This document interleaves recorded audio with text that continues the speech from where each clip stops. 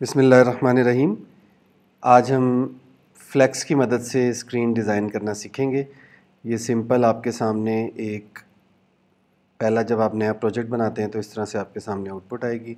अब ये देखें, इसको मैं यहाँ से फिनिश कर रहा हूँ स्टेटस बार को भी, और कमांड एस करूँगा तो ये आउटपुट के ऊपर खाली स्क्रीन आ गई। तो पहले हम अपनी स्क्रीन को डिफरेंट हिस्सों में डिवाइड करते हैं। लाइक अगर आप लॉगिन की स्क्रीन बनाना चाह रहे हैं तो अगर हम लॉगिन की स्क्रीन बनाना चाहें तो इसको 3 हिस्सों में डिवाइड कर सकते हैं।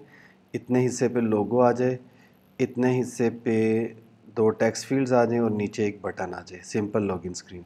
तो हम इसको पहले 3 व्यूज़ में डिवाइड करते हैं। व्यू यहीं से कॉपी कर लेते हैं, व्यू 1, 2 और 3। इनकी स्टाइल्स के नाम भी रख लेते हैं। टॉप, इसका नाम रख लेते हैं सेंटर, और इसका नाम रख देते हैं बॉटम।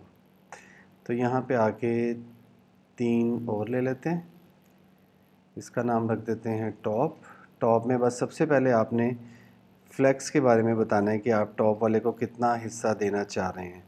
तो अगर हम इसको 25% लिख दें, और बैकग्राउंड कलर, मेरा ख्याल है इसको ऐसे करके देख लेते हैं, टेस्ट कर लेंगे किस तरह से देना है। बैकग्राउंड कलर इसको फ़िलहाल दे देते हैं रेड, और अलाइन आइटम्स की फ़िलहाल ज़रूरत तो नहीं है, पड़ेगी, मैं आपको बाद में दिखाऊंगा ताकि कॉन्सेप्ट भी क्लियर हो जाए। तो टॉप को 25%, उसको रेड कलर दे दें। उसके बाद आप आ जाएं, टॉप के बाद आप आएंगे सेंटर और फिर बॉटम। ये हो गया सेंटर और ये हो गया बॉटम। तो सेंटर को हम दे देते हैं 50% और बॉटम को भी 25%। रेड, ग्रीन और ब्लू, ये 3 कलर्स हैं। इसको मैं सेव करूँगा तो अभी ये शो नहीं होंगे। इसमें एक प्रॉब्लम ये होती है कि आप व्यू में ना कुछ लिख लें, चाहे इस तरह 1 लिख दें तो मेरा ख्याल है ये जगह ले लेगा, या इसको ना टेक्स्ट में लिख देते हैं, टेक्स्ट में लिख दें तो ये अपनी जगह ले लेगा। उसके बाद हम इसको ख़त्म कर देंगे। फ़िलहाल मैंने 1 लिखा तो आपने देखा कि रेड को इतना हिस्सा मिल गया। अभी मैं इसके बारे में एक्सप्लेन करता हूँ। इसको लिख देते हैं 2, इसको लिख देते हैं 2, और इसको लिख देते हैं 3। तो ये तीनों ने अपनी जगह ले ली। विड्थ का इसका प्रॉब्लम आ रहा है, इसको अभी देख लेते हैं ये कैसे हल होगा। फ़िलहाल अगर एक और चीज़ मैं आपको बता देता हूँ, स्टाइल डॉट कंटेनर जो मेन कंटेनर है उसमें आपको फ्लेक्स की डायरेक्शन भी बतानी होती है। Flex direction by default column होती है। अगर मैं इसको रो कर देता हूँ तो देखते हैं ये क्या करता है। देखें, रो वाइज उसने इसको डिवाइड कर लिया। बाय डिफ़ॉल्ट कॉलम होता है, इसको कॉलम वाइज अगर डिवाइड करेंगे तो ये इसकी विड्थ को देख लेते हैं। इसको पूरी विड्थ के ऊपर आना चाहिए था, इसकी वजह देख लेते हैं। चले ठीक है, यही वजह थी। अब देखें, आपके सामने इसका रेड एरिया जो है वो कितनी जगह ले रहा है, 25%, ग्रीन एरिया 50% और ब्लू एरिया भी 25% ले रहा है। अब हम रेड एरिया के अंदर लोगो लगाने की कोशिश करते हैं। तो इसके लिए हम वेब पे चले जाते हैं और इमेज इन रिएक्ट नेटिव देख लेते हैं। Image in React native functional component हम पढ़ रहे हैं, और यहाँ से हम इमेज को उठा लेते हैं, इस इमेज को उठा लेते हैं और यहाँ पे पेस्ट कर देते हैं 1 की जगह पे। अब हम लगा देंगे इमेज। अब हमें क्या क्या चीज़ें चाहिए, एक तो हमें चाहिए इमेज का सोर्स चाहिए, एक तो हमें चाहिए इमेज का सोर्स।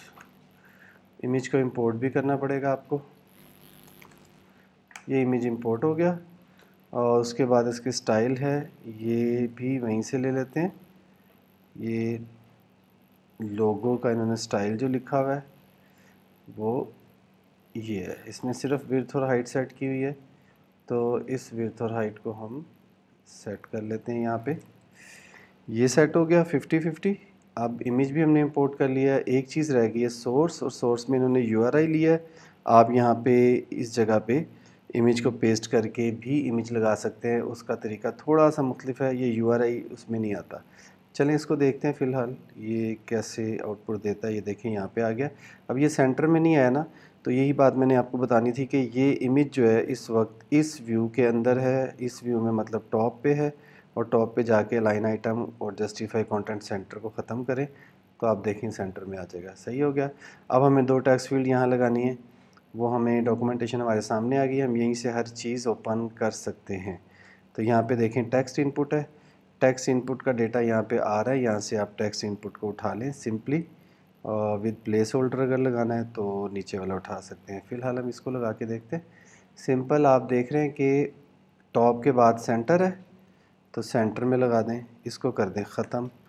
टेक्स्ट इनपुट को इंपोर्ट करना है, इसको यहाँ पे कर दें इंपोर्ट, ये इंपोर्ट हो गया। अब टेक्स्ट इनपुट में ये वैल्यू टेक्स्ट है, ये कहाँ से आ रही है, ये देखें ये यहाँ से आ रही है। इसको भी इसी तरह आप कॉपी पेस्ट कर लें, और ये आपने अगर मेरा लेक्चर नहीं सुना तो उसमें देख लें कि किस तरह से यूज़ स्टेट हुक्स यूज़ होते हैं। ठीक है, तो ये एरर भी ख़त्म हो गया, ये भी ख़त्म हो गया। इनपुट चाहिए आपको और ऑन चेंज टेक्स्ट चाहिए, ऑन चेंज भी ख़त्म हो गया, ये इनपुट है। इसको यहाँ से कॉपी करें और यहाँ पे कर दें पेस्ट, ये पेस्ट हो गया। अब मेरा ख़्याल है इसको चलना चाहिए, अभी एरर दे रहा है। एरर देख लेते हैं किस चीज़ का एरर है इसमें। कैन नॉट फाइंड रिएक्ट, हाँ जी ये देखें ना, आपने यहाँ पे रिएक्ट यूज़ किया ना, तो इसको आपको देना पड़ेगा इस तरह से, इंपोर्ट रिएक्ट फ्रॉम रिएक्ट। ये एरर भी ख़त्म हो गया, ये देखें टेक्स्ट फील्ड आ गई।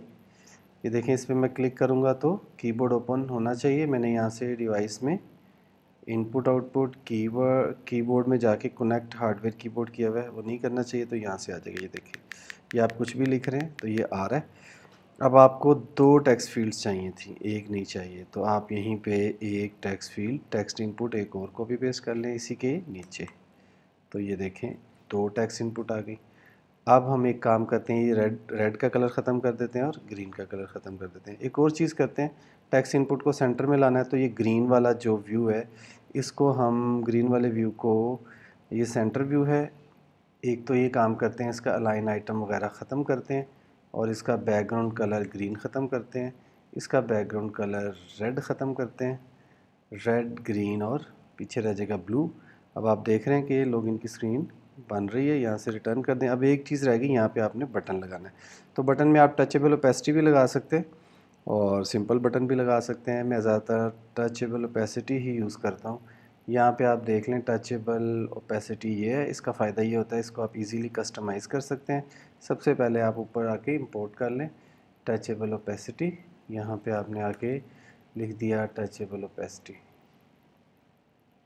ले ये इंपोर्ट हो गया। अब आपने नीचे इसको यूज़ करना है टचेबल ओपेसिटी को, यहाँ से ये कहता है ऑन प्रेस, नहीं यहाँ से लेके यहाँ तक, तो इसको आपने कर लिया नीले वाले हिस्से में, रेड ग्रीन और ब्लू वो ये है, इसको करें ख़त्म और इसकी जगह ओपेसिटी आ गया। ऑन प्रेस पे अभी हमने लिखना है और बटन का स्टाइल हमें यहाँ से उठा लेते हैं ताकि वक्त बच जाए।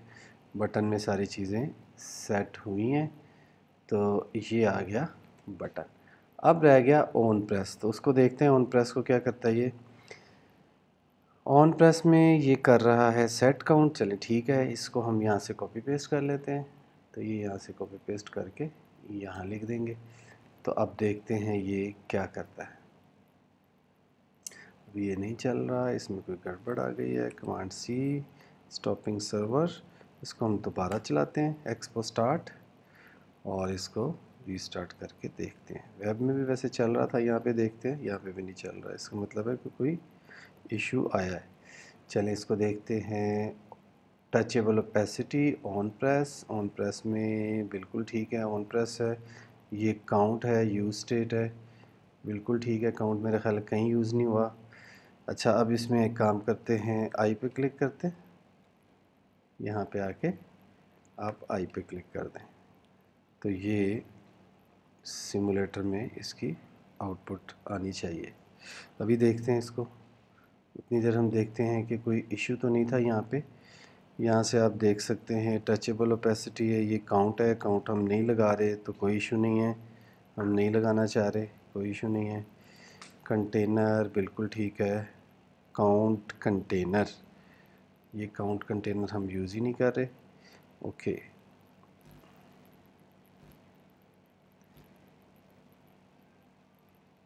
तो ये अभी शो ऑल कमांड्स। ओके, इसको देख लेते हैं, टचेबल ओपेसिटी को, स्टाइल्ड और दिस इसको ख़त्म करके देखते हैं। अगर ये प्रॉब्लम अगर ख़त्म करने के बाद ये चल जाए तो उसको लेके चलेंगे।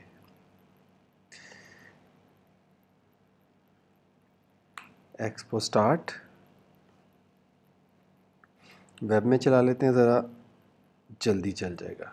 इसको मैं पहले वेब में चला रहा हूँ, भी आप देखेंगे यहाँ पे वेब में। इसका मतलब है कि कहीं ना कहीं हमारे से कोड में कोई गड़बड़ हुई है। जहाँ तक चल रहा था इसको वहाँ पे लेके जाते हैं।